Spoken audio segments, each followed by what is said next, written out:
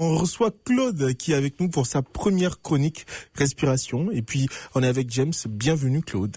Merci, Christian. C'est toujours un plaisir pour moi d'être ici, comme d'habitude. Mais là, ça va faire différent. Comme tu dis, ça va être l'après-midi, puis je pourrais rester couché plus longtemps le matin. Exactement. Et puis, c'est un cadre totalement différent. Nous qui étions habitués à nous rencontrer les matins où on arrivait en vol, il faisait froid, tout grelottant, très tôt, il faisait sombre. Là, maintenant, il fait chaud, il y a la lumière et tout. C'est un cadre totalement différent. Mais on parle de quelque chose qui reste pareil. C'est toujours la respiration qui est le point culminant, le point le plus important. On respire tous, mais il y a des manières de respirer qui sont thérapeutiques. Aujourd'hui, on revient un peu sur tout ce dont on a parlé pendant tout ce temps. On a parlé pendant longtemps quand même, toi et moi, de ça, avec James aussi. Je crois depuis septembre à décembre. Oui, ça fait plusieurs mois. Plusieurs mois. Moi, j'ai pensé, vu qu'on commençait l'après-midi, qu'on ferait un survol des choses qu'on a parlé, puis peut-être faire une petite pratique aussi. Exactement. Et puis avec James Olivier, on a tous vu, on a vu là où on a commencé, on a vu l'évolution jusqu'à arriver à notre tout dernier point qui était la balançoire interne. J'espère que je ne mélange pas les propos. Est-ce que on pourrait avoir je dirais pas par ordre chronologique, par ordre évolutif plutôt, de qu'est-ce que c'est que la respiration à résonance, c'est bien fait, et puis après de pouvoir continuer à ce qu'on disait. Je pense que c'est un outil. C'est un outil qu'on porte avec nous, qui est toujours accessible, qui est gratuit, qui est quand même facile à apprendre et à pratiquer. Alors, c'est ça. Qu'est-ce qui est important, c'est pas nécessairement la respiration comme telle, mais c'est le résultat que ça donne. Alors, j'aime beaucoup le fait que c'est quelque chose qui nous aide à se sentir plus posé, quelque chose qu'on peut utiliser avant une conversation difficile ou avant de venir en radio pour une entrevue ou non, n'importe quel. C'est utile dans tous les cas. Dans plein de cas. Alors, c'est polyvalent comme possibilité pour être capable d'utiliser. Je l'utilise à tous les jours. Qu'est-ce qui est intéressant? Il y a quelque chose que j'ai fait hier, puis je suis tellement surpris que ça faisait longtemps que je fais ça. Ça fait plusieurs années. Puis hier, c'est possible de mesurer notre système nerveux autonome avec un appareil. Là. Ça mesure le battement de cœur. Je vais juste reculer un peu. Le battement de cœur, ça peut être mesuré par rapport à sa variabilité aussi. Parce que si on dit on a un battement de cœur de 60 battements par la minute, ça, c'est une moyenne dans la minute. Mais en chaque battement, il y a des petites variabilités. Puis il y a plus de variabilité qu'il y a dans un ordre normal. Le plus en santé que le cœur est, parce qu'il écoute au reste des systèmes du corps, puis il s'ajuste. Il est flexible. Ça, c'est bien. En passant, je vais dire que je suis pas médecin, puis je suis pas psychologue. Moi, qu'est-ce que je fais? Mon expertise, c'est j'offre cette habileté-là. J'enseigne ça aux gens. Alors, je suis pas là pour faire des diagnostics ou de parler au niveau médical, qu'est-ce que les gens ont besoin de faire. Là. C'est juste un exercice qu'ils peuvent faire, qui peut venir à apprendre, puis à aider à avoir une vie plus saine, disons. Et disons que c'est pas que le fait que tu enseignes, tu es quelqu'un qui pratique et tu as vécu aussi justement les effets positifs de ça. Oui, donc, oui, OK. Peut-être c'est un bon recul aussi parce que mon histoire d'origine, c'est que environ plus que 3 ans maintenant passé, j'ai vécu un traumatisme, que j'ai fait une crise de santé mentale. C'était quelque chose un traumatisme que j'avais vécu qui, quand j'étais enfant, qui refait surface. Puis là, j'étais complètement déboussolé. Puis j'avais été au docteur pour me faire prescrire des médicaments, mais en prenant la bouteille de médicaments dans ma main, puis je le secouais légèrement, puis je disais, j'ai essayé de trouver une autre façon, peut-être avant de m'en venir à prendre des médicaments. Puis encore, je suis pas ici pour dire aux gens de pas écouter à leur médecin. C'est pas vraiment ça l'idée. L'idée ici, c'est que moi, je voulais me trouver un autre alternatif, en citation, là, pour être capable de me guérir, m'aider. Et donc, la respiration a été un point pour toi qui t'a aidé justement à sortir de ça. Et donc pour toutes les personnes qui par exemple ne savent pas comment faire les respirations, parce qu'on a aussi parlé de ça, on a parlé de... C'est quoi exactement? On a parlé de la respiration et surtout on a parlé aussi du rythme qui était différent de la respiration. Est-ce qu'on pouvait venir un peu sur ce point-là? Oui, bien, je suis en train d'écrire un livre par rapport à ça maintenant, puis ça me fait réaliser que dans notre culture, c'est beaucoup par rapport à la performance, puis c'est un peu l'opposé de ça quand on veut faire la respiration en résonance. On veut pas performer notre respiration, même si la respiration est plus lente. Je voulais juste reculer juste une étape par rapport à la balançoire interne qu'on parlait tantôt. Bien, qu'est-ce que je veux dire aux gens qui écoutent, c'est qu'on a chacun une balançoire interne. C'est un rythme physiologique dans notre corps. Puis, que je fais des présentations, puis c'est à peu près une présentation d'1 heure, puis j'explique exactement c'est quoi ce rythme physiologique-là, mais c'est quelque chose de vrai qui peut être mesuré par les scientifiques, et puis que ça fait partie de nous.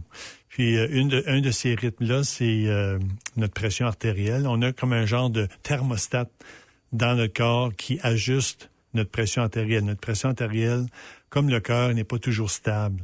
Puis il y a une vague de ça. Ça monte puis ça baisse, puis c'est prédictible. La plupart des gens, 85% des gens, ça arrive à 6 fois à chaque minute. Alors, à chaque 10 secondes, la vague elle monte puis elle baisse dans notre pression artérielle. Et si on regarde la seule chose qu'on peut contrôler dans notre système autonomique, le système automatique, tu sais, comme la respiration la plupart du temps, le battement de cœur, la température, le pH du sang, la pression artérielle, toutes ces choses-là sont faites automatiquement sans y penser. Alors, notre corps, il fait plein de travail pour nous. Exactement. Mais si on y pense, la respiration, c'est la seule chose qu'on peut soit contrôler ou soit être faite automatiquement. Alors, qu'est-ce qui arrive, c'est quand on respire lentement, on s'enligne, on se marie, on jumelle le rythme de la respiration avec un rythme qui existe déjà dans le corps. Donc, c'est ça l'idée de la balançoire interne. On se fait porter par cette balançoire-là. Parce que c'est l'effet de résonance. On appelle ça la respiration en résonance. C'est que quand il y a un rythme déjà là, naturel, qui est notre, disons, pour cet exemple ici, c'est la pression artérielle. Il y a un autre rythme aussi, on va le laisser de côté pour aujourd'hui. On va juste concentrer sur le rythme, disons, de la pression artérielle. Et puis, on commence à respirer à ce même rythme-là, qui est à peu près 6 fois à chaque minute. Mais là, le signal est amplifié. Puis c'est ça la belle chose avec tout ça, c'est que c'est les résultats de ça. C'est qu'on se sent mieux, on se sent plus posé, on se sent que on a quelque chose à faire quand on est nerveux. Ça veut pas dire qu'on serait pas nerveux. Une des choses que j'ai appris récemment, c'est que on va être peut-être aussi nerveux, mais que ça va nous prendre beaucoup moins de temps pour se rendre à un état plus calme. À place de rester dans un état nerveux qui est très malsain pour le corps, ça cause trop de problèmes de santé quand on est toujours un petit peu nerveux tout le temps. Exactement. Et donc, on peut dire que ça peut être aussi quelque chose de préventif et de curatif à la fois. C'est-à-dire excellent point, oui. Et on peut à la fois utiliser obligé d'être malade comme moi, là, pour d'avoir été malade, on peut le faire avant pour être préventif, comme tu dis, un très, très bon point. Et aussi, dans les effets, par exemple, on avait aussi abordé la question des personnes qui étaient les plus à même à devoir utiliser ça. On a parlé des sportifs, on a parlé des personnes qui avaient une grande activité physique ou cardiaque ou énergétique, des gens qui étaient soumis plus au stress. Est-ce qu'on peut revenir sur les personnes qui sont les plus, je dirais... Plus au niveau optimiser la performance. Exactement. C'est vraiment ma spécialité parce que justement à cause que je suis pas psychologue, parce qu'il y a des psychologues qui apprennent ces techniques ici et l'utilisent en clinique avec leurs patients. Mais je travaille pas à ce niveau-là. Je travaille plutôt au niveau bien-être en général ou avec des musiciens, des gens qui vont performer devant une foule. Alors, ils ont des exercices qu'ils peuvent faire avant d'embarquer sur scène pour se permettre d'être plus présents, d'aimer leur performance eux-mêmes. Les athlètes, comme tu as mentionné, ça peut être des gens d'affaires qui ont besoin d'être centrés puis de bien faire des bonnes décisions quand ils sont en réunion, puis de pas se laisser emporter par les émotions. Exactement. Alors, oui, on peut voir que y a pas mal d'avenues de disponibles. C'est vraiment beaucoup de choses. Hein. Puis généralement, on fait aussi des pratiques par rapport à essayer de rythmer ou de coupler le rythme et la respiration. Généralement, on le fait avec des musiques qui ont un rythme normal. Après, on utilise des musiques qui ont un rythme un peu plus bas. Donc, ça veut dire que généralement, les personnes n'ont pas forcément, comme tu l'as dit, conscience de la vitesse à laquelle il respire. Mais quand on se calme et puis qu'on écoute son corps, on arrive à le jumeler. Tu avais dit 2 méthodes dont je me rappelle qu'on avait utilisées. J'ai une mémoire d'élève, donc moi je me rappelle de chaque chose. On avait parlé du bracelet qui mesurait justement les battements. Pas les battements. Ça, c'est les pulsations. Oui, les pulsations du cœur, oui. Exactement. Et on avait aussi la machine qu'on mettait dans le nez aussi, qui respirait, qui calculait le CO2. Le CO2. Et après, on a couvert beaucoup de choses. Beaucoup de choses.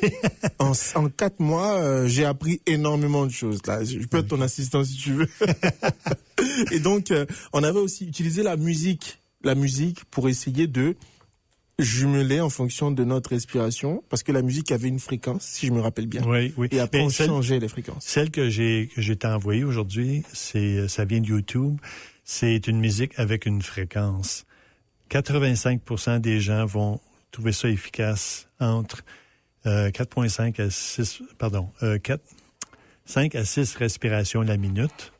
Donc, ça, d'habitude, on respire à 12 à 20 fois même, des gens qui respirent assez rapidement. C'est une respiration très calme, sans effort. On s'entend même pas respirer, c'est tellement doux. C'est léger, c'est doux. C'est pas vraiment de faire un effort, d'étirer puis de pousser. C'est pour ça que j'adore le symbole de la balançoire, parce que la balançoire, on peut se forcer puis pousser de tous les côtés, mais la balançoire n'ira pas nulle part si on la rencontre pas où ce qui est son rythme naturel. Chaque balançoire a un rythme naturel, comme chaque personne. On a notre propre rythme naturel par rapport, on parlait tantôt de la pression artérielle, là. En passant, il y a un nom pour ça, c'est le Barrow Reflex, le réflexe Barrow. Puis, il y a un scientifique, un docteur qui l'a étudié beaucoup, puis le rythme, l'oscillation de ce rythme-là, c'était le docteur Meyer, puis ça s'appelle le Meyer Wave. Donc, c'est des choses qui sont basées sur la science. C'est un autre aspect qui m'avait inspiré beaucoup de faire ces exercices-ci. Ça ne veut pas dire qu'on ne peut pas jumeler la spiritualité à cette respiration ici. Mais de base, c'est une pratique scientifique. Ben, ils appellent ça la nouvelle science qui date de 2500 ans parce que les sages de l'Est, du Japon puis de l'Inde, ça fait des millénaires qui pratiquent toutes sortes de différentes sortes de respiration. On le voit un peu, même si en tout cas, moi, je suis jamais allé là-bas, mais ça se voit un peu souvent dans les films qui parlent de leur culture. C'est plus des gens qui sont beaucoup calmes, beaucoup en train de calculer leur respiration, mais s'il y a des gens qui pratiquent le yoga, exactement. Souvent la respiration est intégrale. Le bouddhisme aussi, c'est quelque chose qui est intégré à leur religion, si je ne me trompe pas. Je sais pas. Je pense. Je sais même pas si le bouddhisme c'est une religion. Mais oui, le bouddhisme c'est une religion aussi. Okay. Je pense que c'est la plupart des personnes qui justement sont de cette partie du monde sont de cette religion justement parce que c'est une culture, c'est une religion qui prône un peu le bien-être intérieur et puis le calme intérieur. Donc c'est aussi des outils qui sont beaucoup utilisés. La réflexion. Exactement, beaucoup utilisés. Et justement, Claude, on a aujourd'hui en termes de réflexion, on a ce petit moment de calme aussi. Tu nous as envoyé une bande audio justement qu'on va permettre à nos auditeurs d'écouter eux aussi et puis de pratiquer avec nous s'ils sont intéressés justement chez eux. Si vous êtes intéressés, puis c'est ça, c'est le règlement clé, c'est d'arrêter si vous vous sentez pas à l'aise. Si vous vous sentez un malaise, arrêtez, respirez normalement. Mais c'est un exercice très douce, très facile. L'idée, c'est de pas forcer, même pas essayer, mais de se laisser. Moi, j'aime le symbole de la balançoire. On force pas une balançoire, on se laisse porter par la balançoire. On donne un petit coup, on étend les jambes un peu ou on les retire, mais c'est pas un gros mouvement, c'est juste un petit mouvement qui nous permet de balancer. C'est plus la constance que la force. C'est plus le rythme que la force. Exactement. Alors, on va écouter une musique ici, puis vous allez entendre, il y a un certain rythme dans la musique, mais je vais vous aider en comptant. Puis, premièrement, avant de commencer, je vais vous demander juste de vous installer où ce que vous êtes. Idéalement, si vous êtes à la maison, si vous êtes en auto, on peut le faire, mais gardez les yeux ouverts. Alors là, on entend, disons, c'est... Encore, on veut juste s'installer dans notre chaise, détendre les épaules, mettre les pieds bien là à terre. Si c'est sécuritaire de fermer vos yeux, juste remarquez votre respiration pour 10 ou 15 secondes ici. Respirez normalement, ne rien changer, devenir un témoin plutôt que d'un juge. On va juste être un témoin sans juger qu'est-ce qu'on ressent.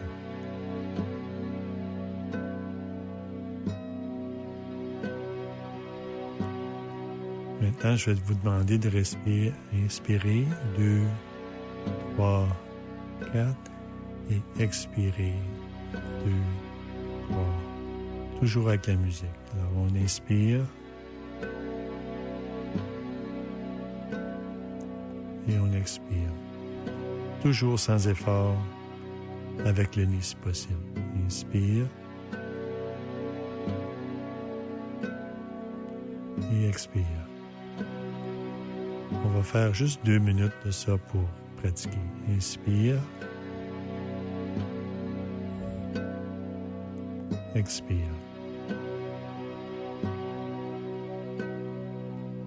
Inspire. Expire tout en laissant les épaules se détendre. Inspire. Expire.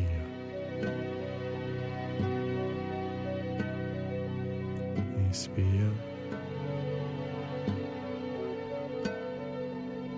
Expire. L'idée, c'est de respirer très légèrement. Inspire doucement. Et on expire. Très léger. Inspire. Et expire. Une dernière minute. On inspire. Et on expire doucement. Tout ralentit. Inspire. Expire. En laissant les épaules se reposer. 1, 2, 3, 4. Et on expire. 2, 3, 4. 3 autres comme ça. Inspire. Et expire.